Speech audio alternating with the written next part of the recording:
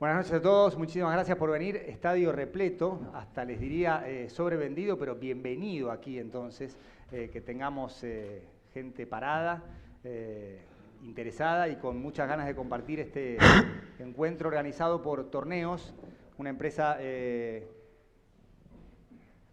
la que trabajo hace más de 25 años y es realmente a veces no tan conocido ni valorado el interés de una empresa por salir de lo que es la, digamos, habitual actividad, que es la transmisión de partidos de fútbol o de otros deportes, y tiene mucho que ver también con una responsabilidad institucional y con una intención de ir más allá de algo que por supuesto es lo más visible, transmisiones de partidos desde hace muchísimo tiempo, incluso bastante tiempo antes de que yo llegara.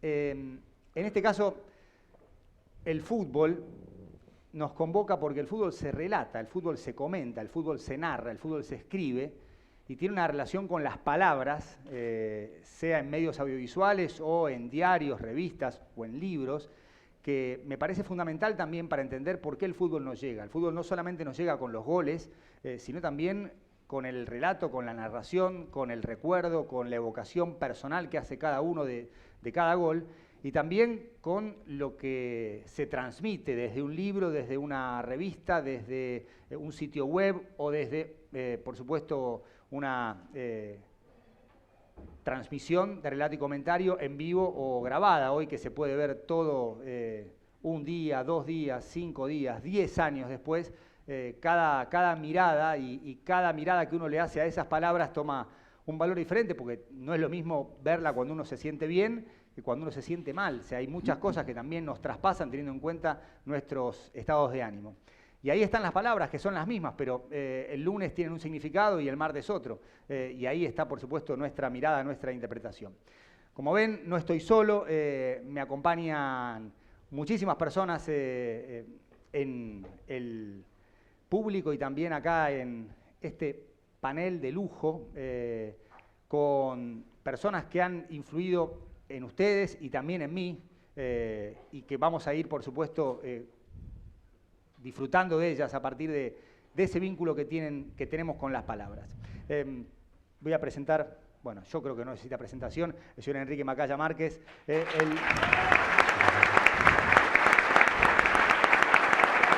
tendría que parar, ¿no?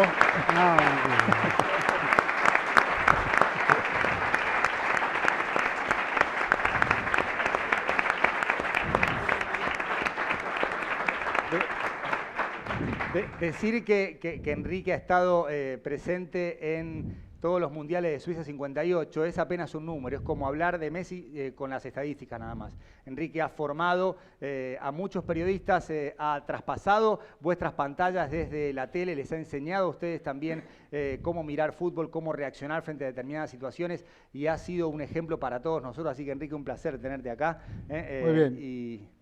Yo pido perdón porque no me paré, pero que nos pusimos un poco de acuerdo, si no nos levantemos todos, porque si no, no terminamos más. Pero más allá de eso, y por respeto a aquellos que tienen la obligación de estar parados, porque no hay más lugares que puedan brindarle la oportunidad de hacer un diálogo un poco más directo con todos nosotros. Pero es muy cierto lo que decía Juan recién. Y en consecuencia lo veníamos charlando hace algunos instantes con colegas, con mis colegas en este caso, ¿no? Sobre todo porque así como nosotros somos viejos trabajadores de torneos, y yo viví todo el desarrollo, la cantidad de mundiales y por el otro lado la cantidad de éxitos logrados por torneos como empresa y el afán de torneos por seguir avanzando en este caso, ¿no? Y estamos en un momento de cambio, de acuerdo con mi impresión, de acuerdo con lo que yo puedo observar. Y cuando hablo de cambio, yo y algún alumno mío puede ser que esté por allí, doy una cátedra en la Universidad de Palermo. Y si hay algo que le insisto a los jóvenes de hoy, es que tienen que conocer de tecnología. Y vos me decís, ¿usted en su época pensaba que tenía que conocer de tecnología para explicar el fútbol? No en lo particular. Quizás estoy avanzando en un terreno que no me corresponde, pero... Sí, bueno, ningún problema. Digo, yo me hice periodista porque me gustaba el fútbol. Es decir, primero la pelota, después el micrófono, la cámara y todo lo que tiene que venir agregado a ello. Es una relación amorosa, si se quiere, respetuosa por otro lado, pero que me obliga a mí a saber cada vez más para entregar, si no verdades absolutas, por lo menos opiniones certeras y juicios valederos. Les decía, hay cosas que de pronto se manejan de acuerdo con la tecnología, con valores estadísticos. Guarda con eso, tranquilo con eso. Yo creo que así como las estadísticas nos pueden demostrar verdades, nos ayudan a mentir. Y de pronto no te dan explicaciones, te dicen, le dio 300 pases.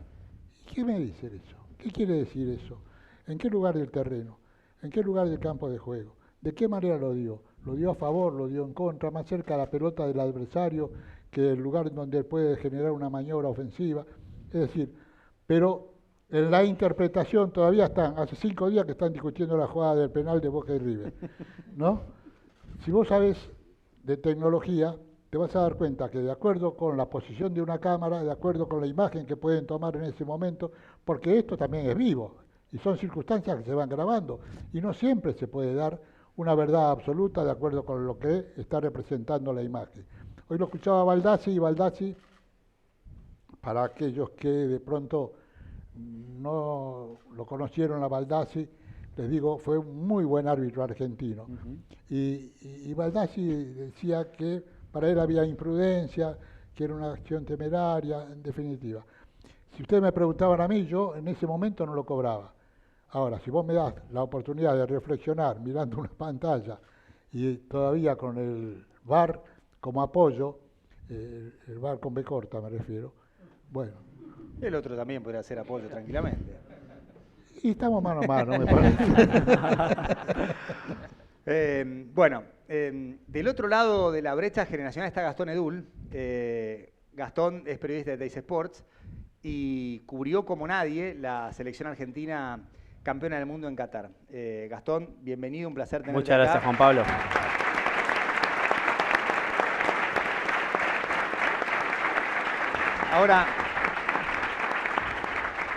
Ahora en un rato vamos a charlar de la cobertura en medios audiovisuales y lo que es una continuidad en un área que para vos es nueva, como escribir un libro, la tercera que hemos presentado la semana pasada aquí en La Rural. Cuando me escribió Leo para que venga acá y me dijo, bueno, vas a estar vos, va a estar Enrique, Daniel, Eduardo, y dije, yo estoy más para estar ahí sentado y escuchar que para poder decir algo.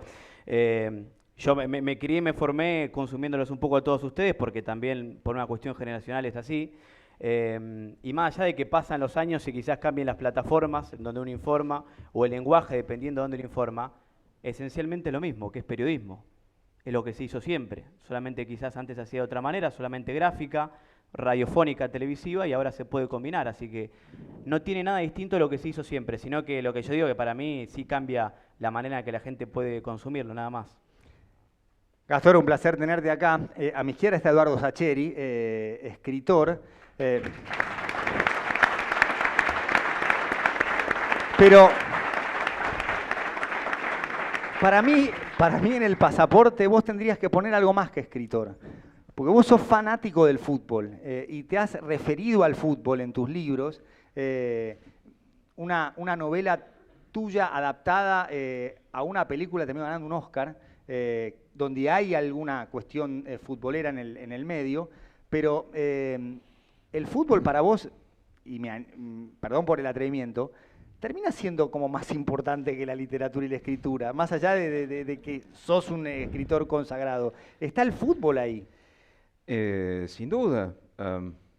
Yo te diría que los materiales de mi literatura en general son los materiales de mi vida. Los más importantes son los de mi vida, no los de mi literatura.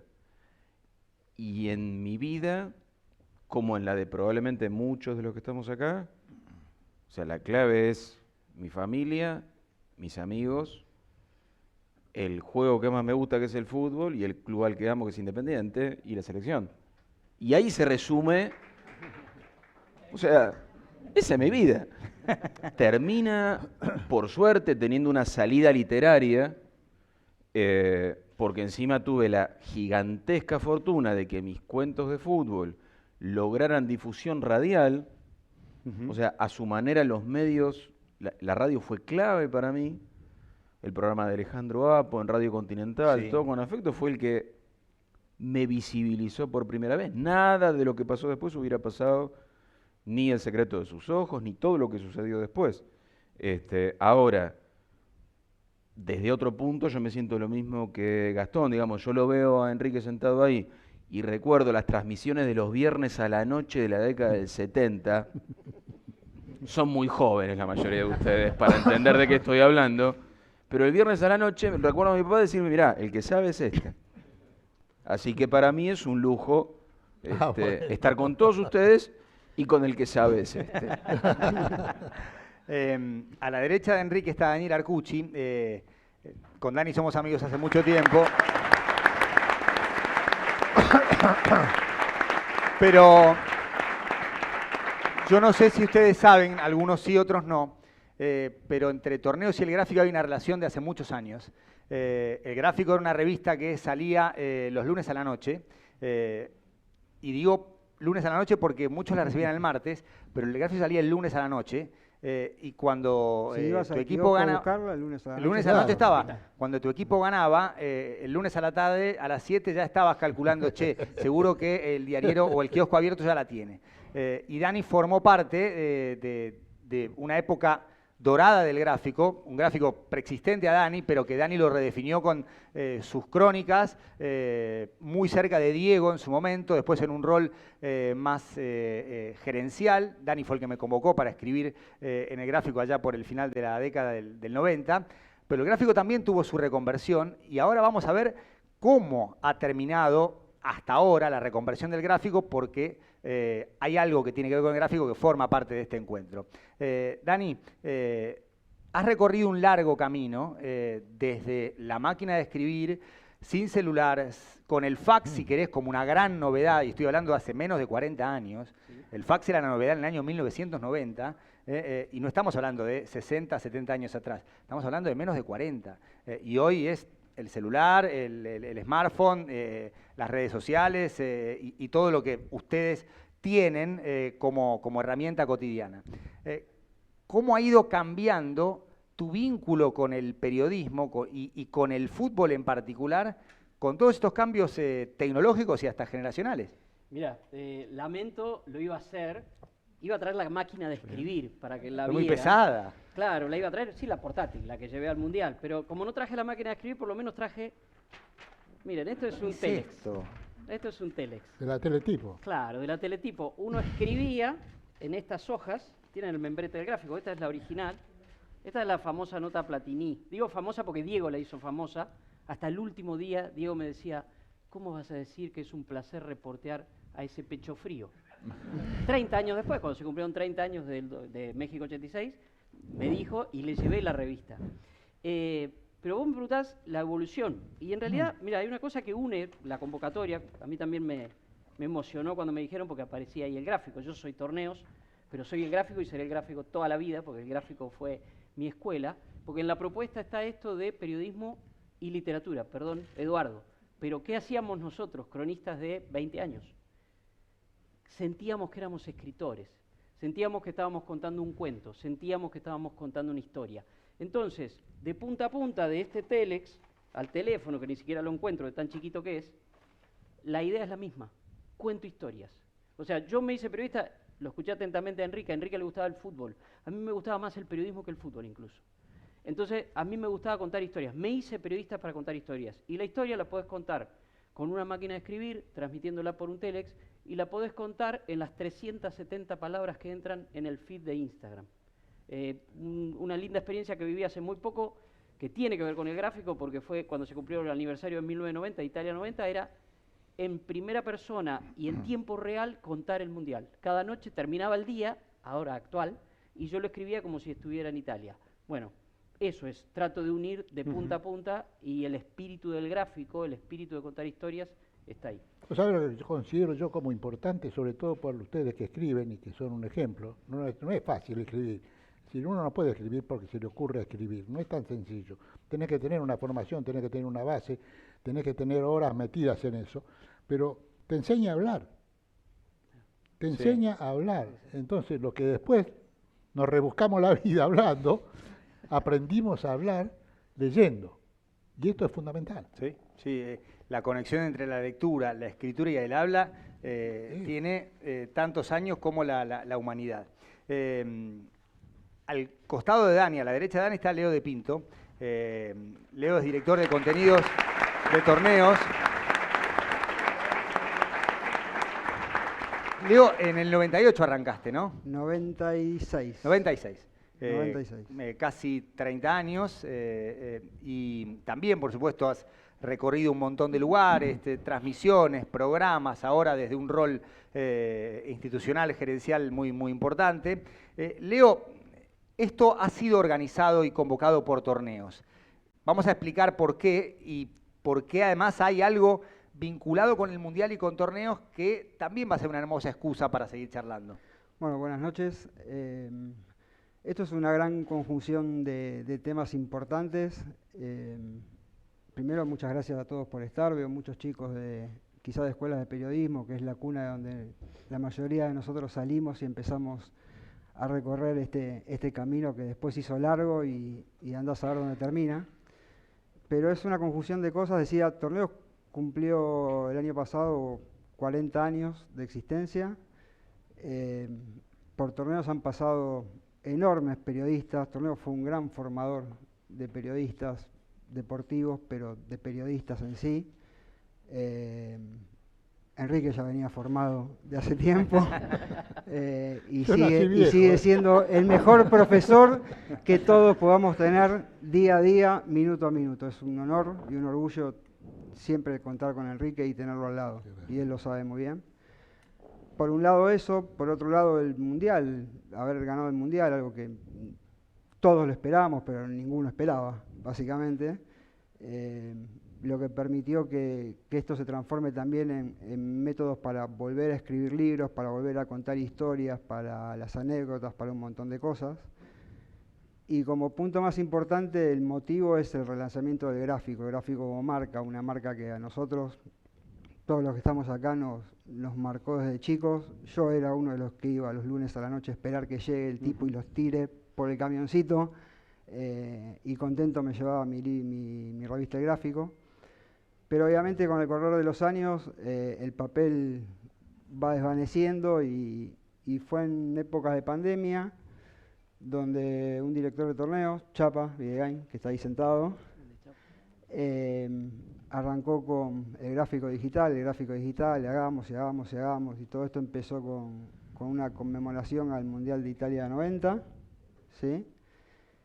Y después siguió con cosas especiales, después siguió con la página web, y hoy estamos como reinstalando el gráfico como marca, porque para muchos de nosotros el gráfico es y será la marca del deporte argentino. Creo que por ahí tenemos un banner y desde el banner vamos a entender lo que Leo hablaba de esta conversión a libro del acontecimiento más importante. Antes de ir con esto, levanten la mano aquellos que no habían nacido el 29 de junio de 1986.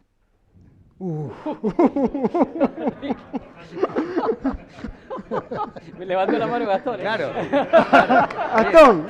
Levanta la mano. No hay derecho. Bueno, Gastón, no podés opinar más.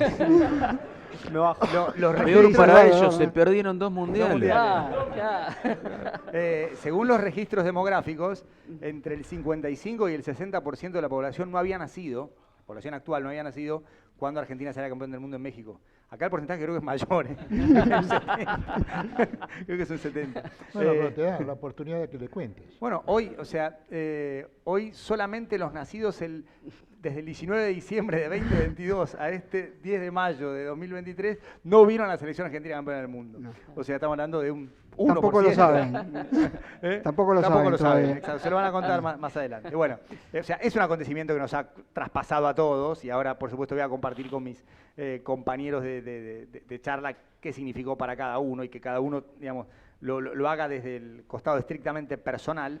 Pero estamos hablando de un suceso que todavía sigue repercutiendo, porque la selección tuvo 2 partidos contra Panamá y Curazao y hubo 2 fiestas y el 18 se van a cumplir 5 meses y el próximo mes se va a cumplir medio año y así, y vamos a recordar Arabia, México, Polonia, Australia, Holanda, perdón, Croacia y... Holanda, dejémonos de jorobar con los Países Bajos. Se llaman Holanda, tienen camiseta naranja, son Holanda, dejémonos de joder. Holanda. Perdón, Barqui, Perfecto, continúe. Perfecto. Y Francia, y vamos a recordar mes a mes el pase de Leo a Nahuel Molina contra Holanda y esa batalla campal. O sea, esto sigue. Y todavía, digamos, el 18 de diciembre se va a cumplir un año. Y en 2024, 2. Y todavía el Mundial va a quedar lejos. Y el 2025, 3. Encima, digamos, va a ser un Mundial en junio contra uno que se jugó entre noviembre y diciembre. Pero es un acontecimiento extraordinario y frente a ese acontecimiento extraordinario hay una respuesta extraordinaria de torneos. ¿De qué se trata, Leo? Sí, si bien el gráfico se está reconvirtiendo en un medio digital, porque las nuevas audiencias, que acá son más del 80%, solamente van a consumir lo digital, entendimos que era una gran oportunidad de mostrarle a toda esta comunidad también que el gráfico era una revista importante, que el gráfico marcaba agenda en el fútbol argentino. Y durante el Mundial el gráfico fue haciendo muchos contenidos digitales, empezó a tener mucho éxito, la marca empezó a volvió a crecer. Y en un momento se plantea la posibilidad de, con Argentina ya campeón, de decir, ¿y por qué no hacer una revista del gráfico, un libro del gráfico como los de antes? El libro de oro del 78. El libro de oro del campeón del mundo. Se charló con AFA, se llegó a un entendimiento y bueno, uno de los motivos que estamos acá es para presentar este libro que vuelve a tener la calidad que el gráfico siempre tenía, que va a ser un libro de colección, que tiene las fotos que el gráfico siempre supo tener, las mejores, y que además tiene los agregados de entrevistas con el presidente de la AFA, con Lionel Scaloni. Orientado para los más jóvenes, esas entrevistas van a tener un código QR, donde quien se aburra de leerla o tenga ganas de revivirla va a tener la entrevista original para ver en forma digital. Así que estamos muy contentos, el lanzamiento va a ser dentro de muy poquito, tenemos mucha expectativa con el libro y yo creo que va a ser un material histórico de colección y que todos los argentinos deberían tener en su biblioteca. No sé si todos, pero yo sí, por eso vine. Bueno. O sea, y la tapa dura, quiero pegarle con la palma de la mano a la tapa dura. Todos son iguales, perfecto, todos tienen la misma calidad. Enrique, hace poco yo no había escuchado su comentario, porque digamos, o sea, trabajamos usted en Disport Radio, yo en Disports a la misma hora, y dijo algo del partido con México que me pareció extraordinario, antes del partido.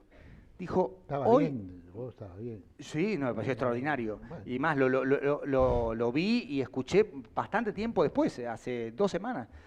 Y usted dijo, es un partido para sufrir, es un partido que Argentina tiene que ganar, que no hay que tener ninguna pretensión respecto del juego porque la pelota va a pesar, el contexto los va a condicionar y la única forma es sacarlo adelante como sea, porque era una cuestión de no pegando trompada, no yendo en contra del reglamento, pero quiero que empiece por ahí, porque usted, digamos, vio campeona del mundo en el 78, en el 86, o sea, pero hablaba como uno de nosotros.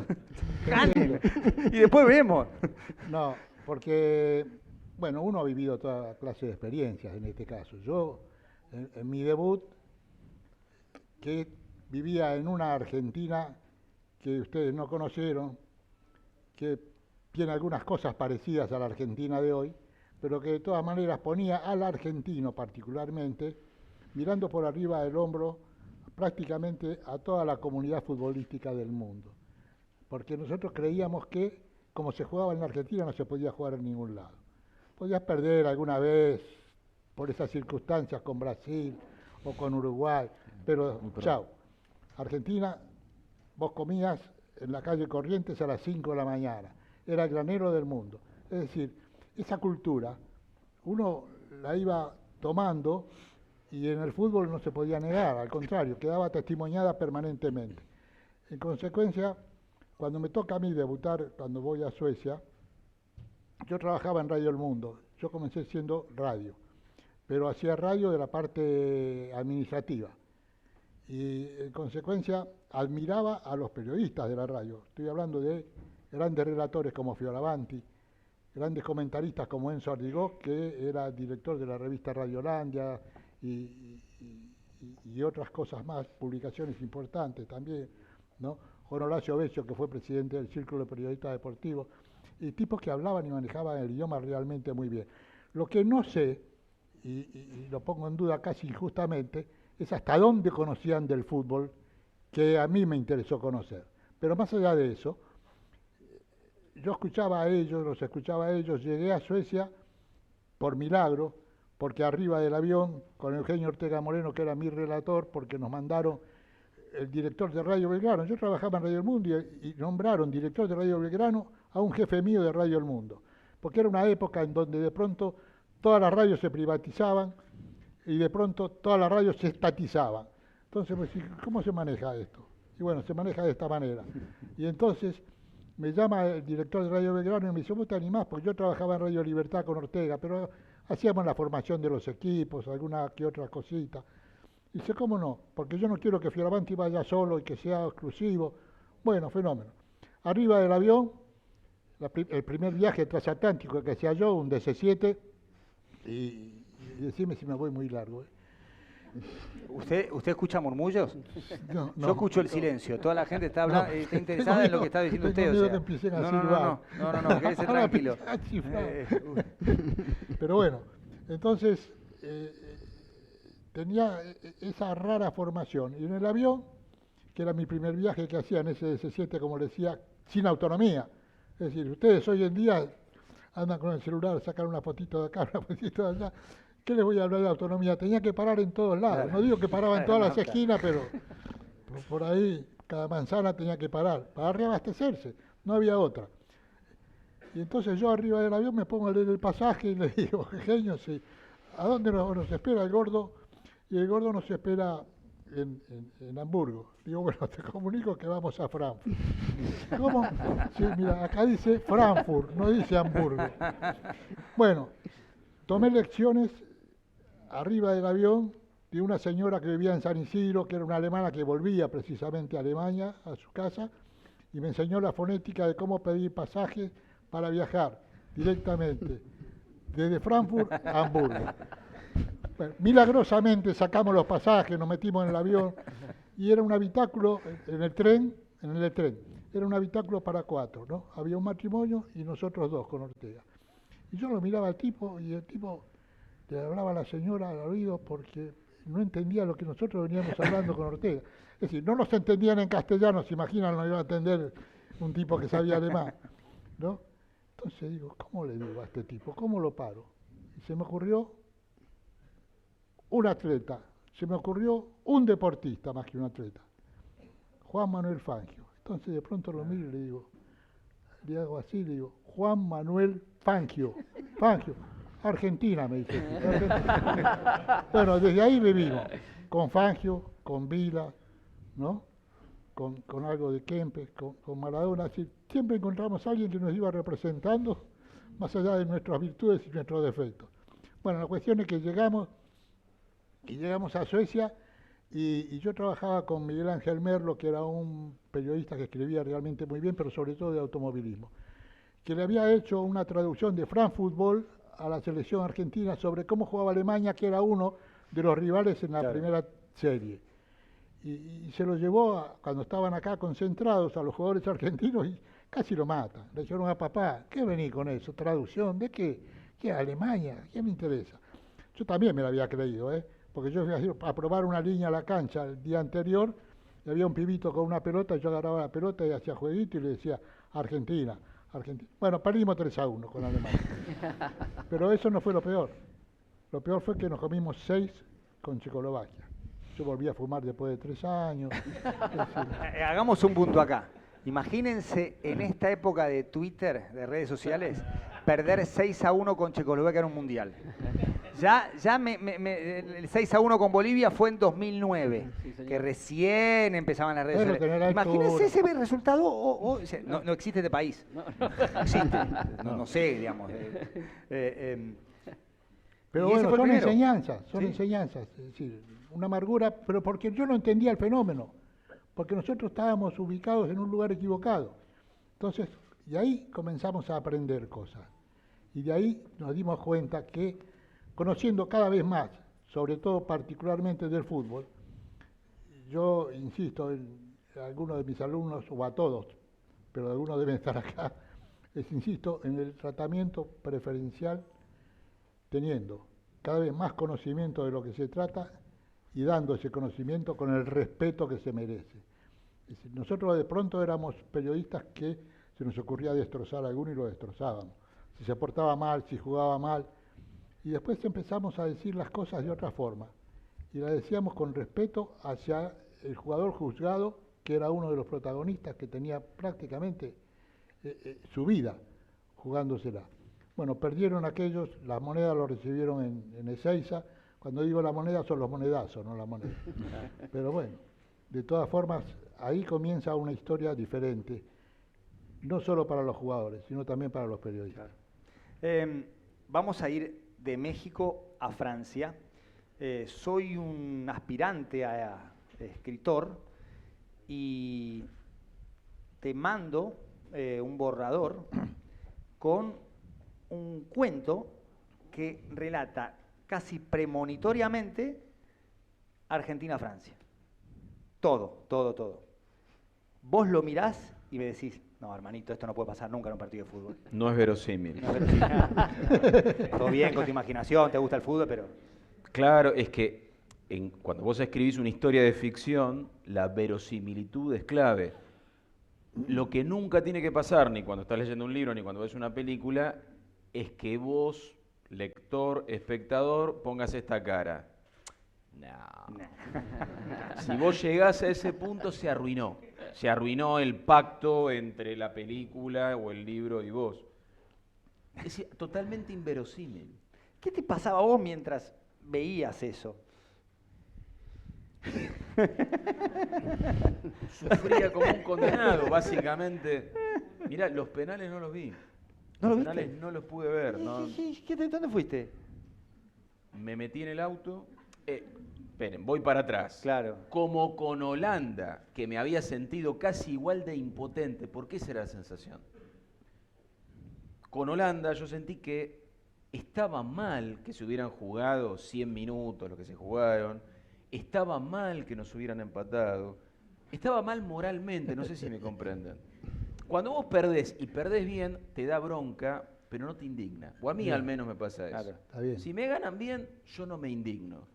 Yo sentía al final del partido con Holanda que me hubiera indignado quedarnos afuera, porque estaba mal. Mal porque habíamos sido mejores. No los vi. Por lo tanto, los penales, bajé, estábamos viendo lo de mi hijo, bajé, me fui a una plaza, cuando salió la gente a los balcones, volví corriendo y bueno. O sea que me enteré. no tenías ninguna señal con Holanda, o sea, estás en la plaza y No, algún esperá, festejo.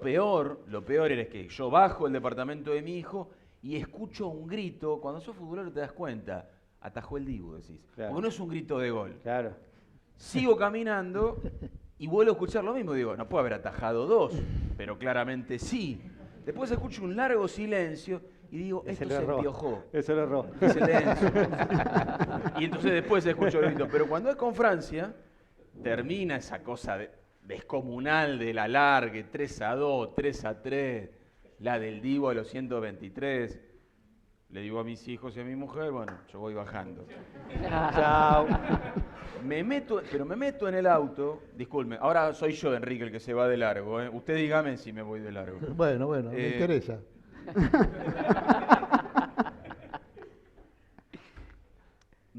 Pero digo, no quiero estar en la calle por si malinterpreto las señales. Me acordé de un gran Es cuento de fantástico Soriano esto. que se llama La observación de los pájaros. Si no lo leyeron, léanlo. Que tiene que ver con esto de seguir un clásico, Central Newell's, recorriendo Rosario. Es un cuentazo. Yo digo, mirá si yo me creo que salimos campeones y no salimos campeones. Era gravísimo. Claro. Entonces me meto en el auto, pongo música a todo lo que da. Yo soy de Castelar, domingo 3 de la tarde, nunca hay nadie. Imagínense en esa situación. Me pongo a andar con el auto vibrando por la música, porque no quiero escuchar nada. Faltaban los fardos de Pasto dando vuelta nomás, era el único que estaba en 100 kilómetros a la redonda. Pero entro a mirar los minutos, claro, ¿cómo calculas una definición por penales? Es difícil. Son 5, estas fueron 8 minutos, la vi después 1000 veces, pero digo, che, no sale nadie. Hasta que en una calle del barrio veo un flaco, sale de una casa, jardín delantero, reja, bandera anudada, pero está caro el flaco. Salimos segundos, pero el orgullo argentino y hay que bancar a la selección. Paro el auto, pero digo, no, tengo que saberlo. Paro el auto, bajo la ventanilla y le hago así, le hago el gesto. Y el flaco me hace... Digo, ¿cómo salimos? Ah, ¿no te enteraste? Yo creo que el hijo de puta me conocía, me odiaba y por eso... No, pero... Y mete la mano por el vidrio, por la ventanilla y me dice, somos campeones del mundo.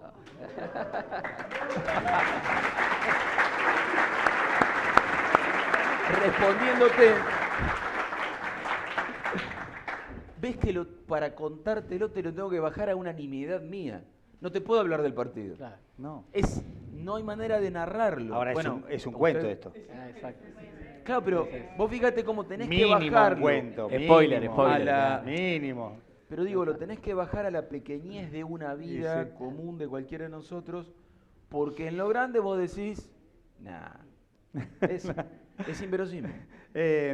Gastón cubrió el Mundial para Teis Sports, pero también lo cubrió en sus propios medios, en Instagram, en Twitter. ¿Estabas con tu canal de Twitch ahí en Qatar? Todavía no. No. Y nos enteramos muchas cosas a través de él. Logró un capital, un activo fundamental, acaso el único imprescindible del periodista, que es la credibilidad.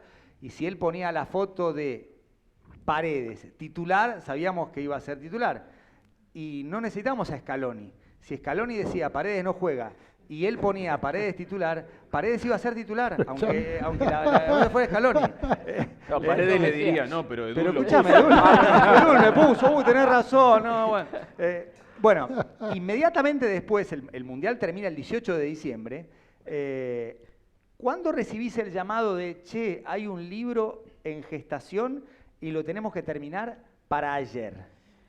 El 20 de diciembre de 2022, es decir, 2 días después de que seamos campeones del mundo en el Free Shop, ahí es cuando me llama Alejandro Boll y me dice que teníamos que hacer esto, lo del libro, que teníamos que perpetrarlo en el recuerdo rápido, pero era un desafío porque tenía que ser rápido, tenía que tener cierta inmediatez, pero no por eso perder calidad o contenido. Claro. ¿Qué nos jugó a favor? Que los hechos estaban todavía muy calientes, habían pasado hace muy poco, y la memoria nos ayudaba. Lo que nos jugaba en contra justamente era el tiempo. Pero bueno, Ale ayudó mucho como para que también en la redacción y con lo detallista que es, él vaya minuto por minuto y casi es una entrevista mutua de él a mí y yo se la hacía a él. Fueron 11 días que hablamos, sin exagerar, por Zoom, 8 o 9 horas de corrido, hablando, y después el resto de lo que era armar el libro. Uh-huh. ¿Y cuál fue tu rol dentro del libro? ¿Era contar lo que vivías a pie de campo, en el día a día, Sí. partido a partido? O sea, desde el celebérrimo ¿qué mirás, bobo? Y tranquilo, Leo, tranquilo, hasta lo que fue la lesión de De Paul, que en su momento causó un gran debate entre periodismo, jugadores, entrenadores. Ese episodio buenísimo. Mi tarea fue un poco documentar todo. Yo me quedo con varios episodios clave del Mundial. Uno es la trompada inicial contra Arabia Saudita, una derrota que no estaba presupuestada por el cuerpo técnico y del cuerpo técnico tratando de, entre ellos en un salón, de alguna manera enterrar al muerto, poner mala cara ahí, cuando salgan a los jugadores mostrarse bien de ánimos, porque lo que había pasado era deportivamente grave por la expectativa que había generado este equipo, hasta la charla de Leo Messi en la previa de México, que según los propios jugadores es impresionante y ojalá esté documentada porque dicen que supera en emoción a la charla que dio en el Maracaná antes de salir campeones contra Brasil. La aparición del equipo campeón contra Polonia, que ahí aparece por primera vez Alexis por primera vez todos juntos como titulares, claro. ¿no? Alexis, Enzo y Julián Álvarez, hasta después la aparición de Divo contra Australia cuando arranca su mundial, la batalla de Lusail para mí que, bueno, es mi partido favorito, por lo menos en mi recuerdo, Argentina-Holanda, y hasta la final, ¿no? Después, lógicamente, Eduardo decía que estaba ahí en Castelar, yo estaba a 10 metros del arco donde se pateó detrás, en el campo de juego, en una lucha emocional entre... Estabas más cerca. Lo reconozco.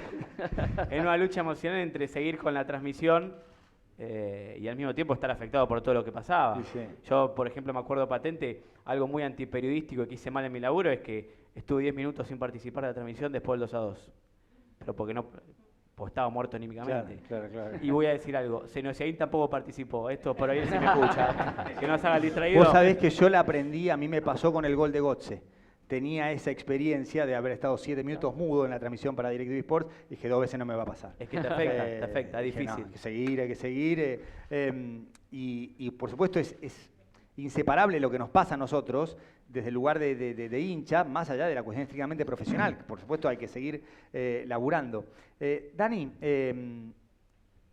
yo creo que si alguien tiene alguna duda respecto de si existe un orden superior, un poder más alto que lo que podemos decidir los humanos, llámese Dios, llámese algo, alguien, una instancia superior, queda demostrado a partir del 25 de noviembre de 2020. Muere Diego Maradona.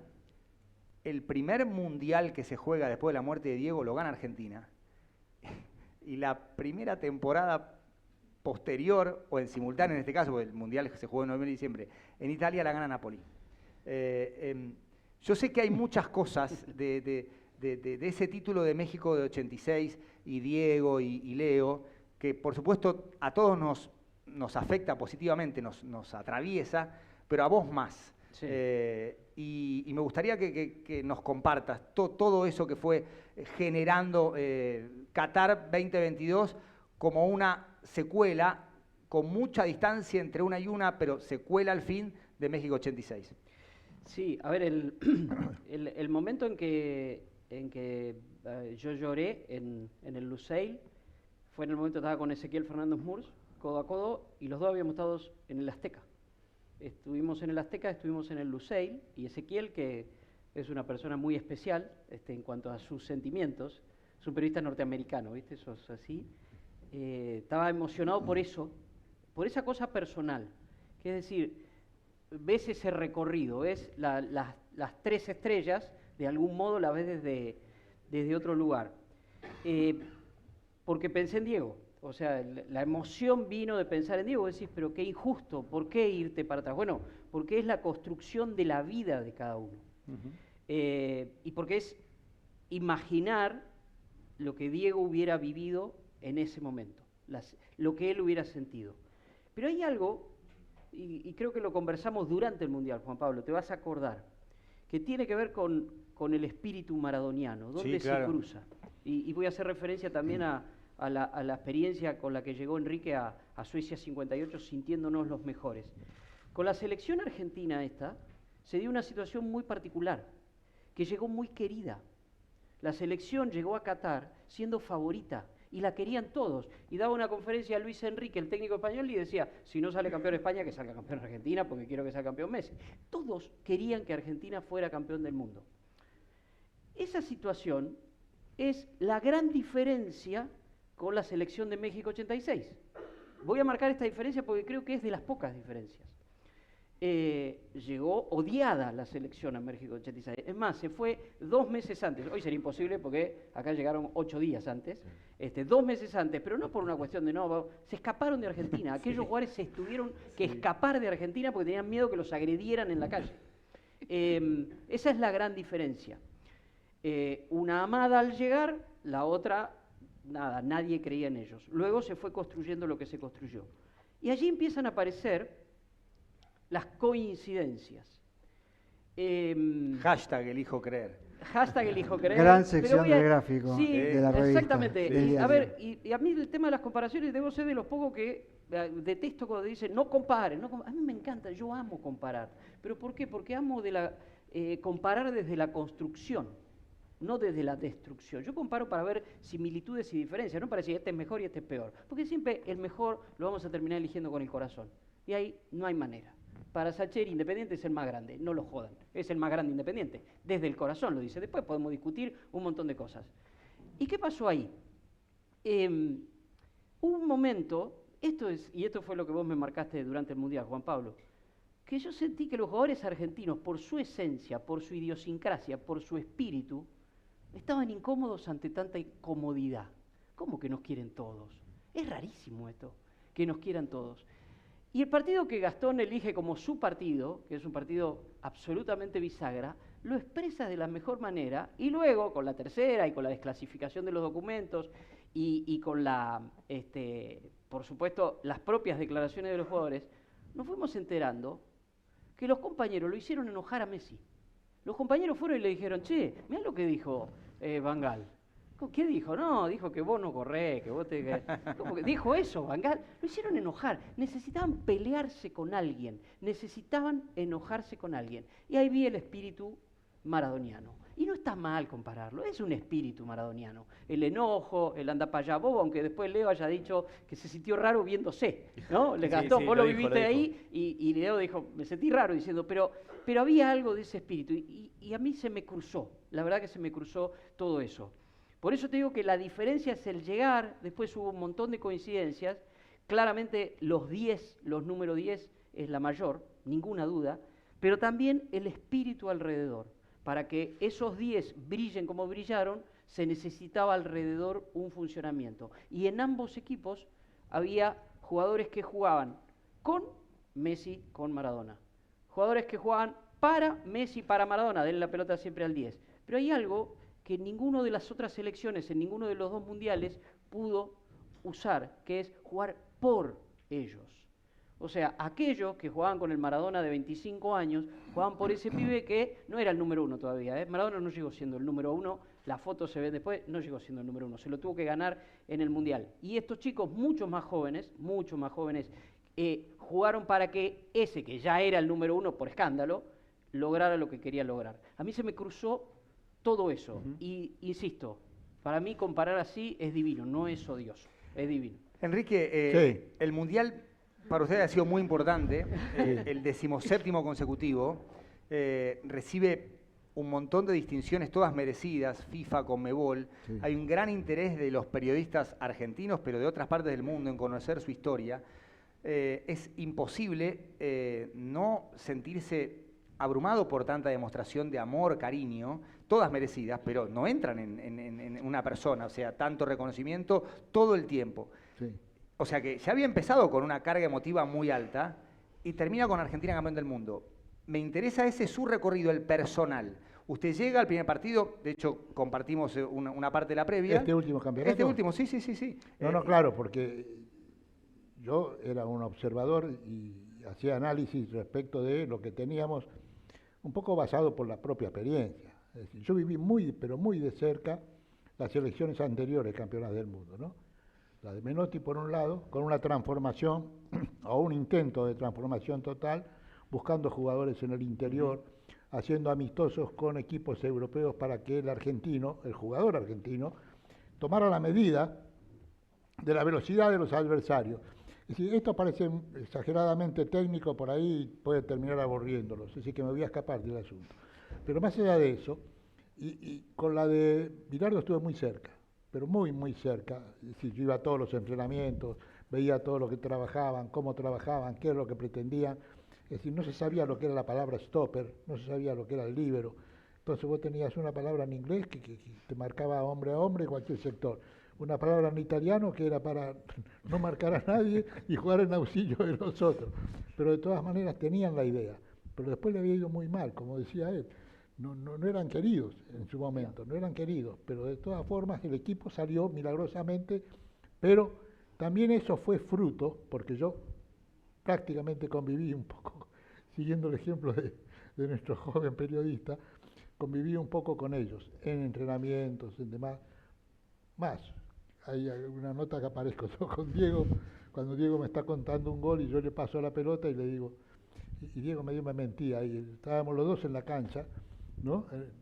Y en la concentración, entonces yo le digo, bueno, cuénteme, ¿cómo fue el gol? Fue un gol a Grecia. Y me dice, bueno, yo recibo, entonces espere, yo le paso la pelota, tenía la pelota, yo se la pasaba, una producción para televisión, ¿no? Y yo digo, mintió un poco porque Diego cuando hizo el gol le pegó y la pelota entró y buenas noches, muchas gracias. Acá me contaba que había visto, que miraba, que observaba, que esto, que lo otro, un fenómeno, ¿no? Pero bueno, eso nos obliga a nosotros a buscar de otra manera. Cuando yo me enteré cómo formaba el cuerpo técnico, cuando yo me enteré quién era el director técnico de la selección argentina, lo primero que dije, si me tengo que operar, que no me opere este tipo. Claro. Vamos a buscar otro, vamos a buscar un cirujano de otro lado, pero que yo no me hago operar por él. Y resulta que después yo veo, haciendo un análisis de aquellos que, se habló muy poco de esto, de aquellos que rodearon al técnico de la selección. Jugadores argentinos como Ayala, ¿no? Como Samuel, es decir, aquellos que se acercaron y estuvieron aconsejándolo. Y fue muy cauto, pero así como fue cauto, fue terminante en las decisiones que tomaba y cómo formaban el equipo. Esta selección argentina hizo a Messi líder. Messi no tenía liderazgo. Tenía una materia que se la había llevado y todavía la tenía previa, no la había podido dar. Messi era el típico jugador argentino que sale a la cancha con el número 10 para que le pegue, para que se queje, para que te gambetee, para que haga el gol extraordinario, pero no era el líder que decía, y vos callate la boca, y volvía sobre eso. Y por algo volvió. Eso es a donde se produce ese milagro, se produce en Brasil, cuando ganan la Copa América. Ahí, cuando lo levantan en andas a Messi, sus propios compañeros, le ponen la escarapela y le dan el mandato, vos vas a ser el líder y vos vas a ser el nuestro. Y un poco lo que decía Daniel recién, es decir, o ese jugaba para todos o todos jugaban para él. Y él hizo una mezcla de las dos cosas. Jugaba para todos cuando tenía que jugar para todos, jugaba los demás para él cuando tenía que jugar para él, ¿no? Pero más allá de eso, y yendo directamente a la contestación sobre la experiencia, creo que este equipo, así como se renovó el público a través de esta selección, el público fue distinto. El público exteriorizó con esta selección cosas que antes no exteriorizaba. Volvieron las familias a la cancha, una cosa rarísima. Yo decía, no tienen fundamento. ¿En qué se basan para estar tan contentos, tan alegres y no hacen un juicio un poco más analítico, más profundo, que se detenga en algunas pautas que de pronto sugieren o aconsejan, guarda, no comprar esto porque hay que esperar un poquito más? Pero bueno, crecieron todos, se convencieron todos, y de ser un equipo, hagan memoria de esto, aquellos que están muy cerca de esto, ¿no? Hacían un gol y se tiraban atrás. Ese equipo hacía un gol, se tiraba atrás, defendía y jugaba contraataque. Después siguió atacando. Después aprendió a atacar, aprendió a jugar en el campo contrario, aprendió a convencerse de lo que podían hacer. Y eso es un gran valor, que no lo puede medir el periodista. Y digo no lo puede medir porque vos podés medir los goles, tenés un valor estadístico, lo que vos quieras. Pero hay una cuestión anímica de por medio, hay una cuestión que el jugador comienza a mentalizar y entonces hay una respuesta colectiva frente a un fenómeno que parece ser de carácter individual, pero que de todas maneras tiene respuestas individuales, pero en la suma tiene una respuesta colectiva. Y esa respuesta colectiva fue el éxito de esta selección. Hay cosas que hay que analizar también. Si sale campeón del mundo, la experiencia que nos dice a nosotros. Yo lo primero que hacía, no me ponía a espiar cómo veía al vecino, pero sí espiaba qué iba a pasar en la segunda ronda. Claro. Entonces se me cayó Brasil, pum, bate. Se había caído Alemania, que eran mis dos candidatos. Sí. Entonces, y digo, fenómeno, se está abriendo de a poco la puerta, se está abriendo la puerta. Y mientras él iba en el auto poniendo la música, yo estaba esperanzado en que más allá de la música, bueno, podíamos encontrar una victoria. que vos decís un campeonato del mundo, y un campeonato del mundo es un milagro. Es un milagro, porque se tienen que dar muchas circunstancias, como acabo de mencionar, que no dependen de uno mismo ni de un equipo mismo, ¿no? Le pasó a Bilardo cuando fueron a jugar un mundial y terminaron perdiendo el primer partido y se volvieron a recuperar. Le pasó a Menotti cuando lo dejó afuera a Maradona. Maradona no jugó el 78. No. Maradona jugó el 79, una transmisión de un juvenil que hice yo también en Japón. Y me acuerdo de eso. Lo habían dejado afuera a Maradona. Pero bueno, más allá de eso, creo que, sintéticamente vuelvo, esto tiene que ver con la recuperación casi milagrosa, sorprendente y fantástica de una selección argentina. Estos jóvenes se entusiasmaron y empezaron a jugar. En vez de competir únicamente, empezaron a jugar. Y jugando lograron ganar la competencia. No solo eso, brillantemente explicado por Enrique, es una selección que enterró una canción y creó otra. Muchachos, va a seguir de acá en adelante con otra letra o con la misma, pero el Vamos, Vamos Argentina, fea, mufa, aburrida, perdón por mi objetividad, quedó afuera, y Dani lo sabe. No te gusta. No, yo la quería sacar desde Sudáfrica 2010, pero bueno. Y además es una selección que tiene nombre propio, Escaloneta. O sea, se menciona más a la Escaloneta que a la selección argentina. Me quedo con la frase de Enrique para cerrar. Ganar un mundial es un milagro. Así que disfrutemos del milagro. Ustedes son jóvenes, no se crean que no eso se crean, pasa. claro. Ojalá que ocurra en julio del 2026, pero tranquilo. Bueno, muchísimas gracias a todos por haber estado acá.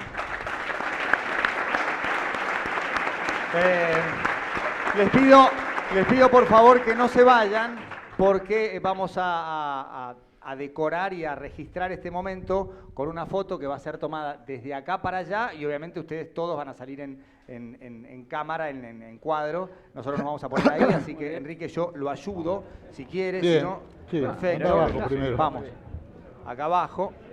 Ahora sí. Cuidado, ahí va, perfecto. Nosotros Ahí miramos para acá. ¿Cómo vamos? Ahí, venga Enrique. Ahí está la cámara.